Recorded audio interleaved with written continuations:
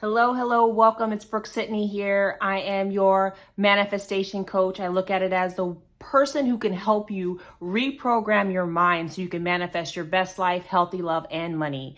Today, I am answering the question on, do you have to feel your affirmations to work? Is it required for you to feel them so that you can manifest all the things that you want? I'm answering that. But before I jump into that, I wanted to remind you to check the notes below. I offer one-on-one coaching for those of you that know that you want to go deeper, that know that you need a coach. You need someone to help you flip it and reverse it, to think about something in a new way and to reprogram your mind. That's all that this is.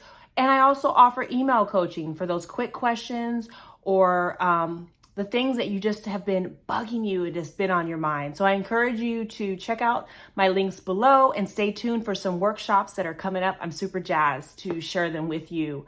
But back to the question, which is, do we need to feel our affirmations? My honest opinion is yes.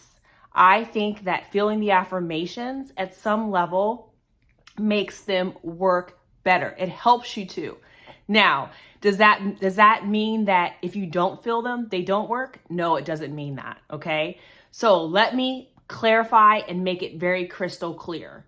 You could pick an affirmation and you can decide whether you feel it or not, right? Whether you get a zing, whether it makes you feel all, nice and rosy and good or whatever. You can pick an affirmation, especially for one that's simple and general, and keep repeating it all the time and become very hyper-focused and disciplined on repeating it. And if a contrary thought pops up, you repeat it in its place. This is a sneaky way, especially if you use it one time or it's your one main affirmation. That's what I want to mean. If it's your one main affirmation or a couple of your affirmations, whether you feel it or not, it will still work. And then guess what? After you start doing it for a while, you will feel it. Your mind actually, in a sense, gets tricked into it. It gets programmed into feeling it. Now, all of a sudden, it starts to feel normal for you to start having this thought. So that's the one way. And in essence, you do end up feeling it, and it starts feeling natural and normal after you've repeated an affirmation that you didn't necessarily feel or jive with in the beginning. I think personally, although that works, I think it's a little bit more challenging. I think it's easier and I think more effective if we find affirmations from the beginning that feel good to us. I think that those feel good affirmations are based in being in our end state, being in our dream state, being in the wish fulfilled. That's where they come from. That's the reason why they feel good. I'm also of the opinion, it's the coach in me, it's the personal transformation coach in me, that I think we should spend more time in thinking states that evoke good feelings in us. Period, point blank. Why pick an affirmation that doesn't feel good when you, as the creator of your reality, you as the creator and monitor now of your thoughts, can pick a thought and an affirmation that does feel good to you, that when you say it, it does make you feel excited. It makes you, I want to say hot and bothered. It makes you feel great. Why not pick that thought? I want to pick that thought.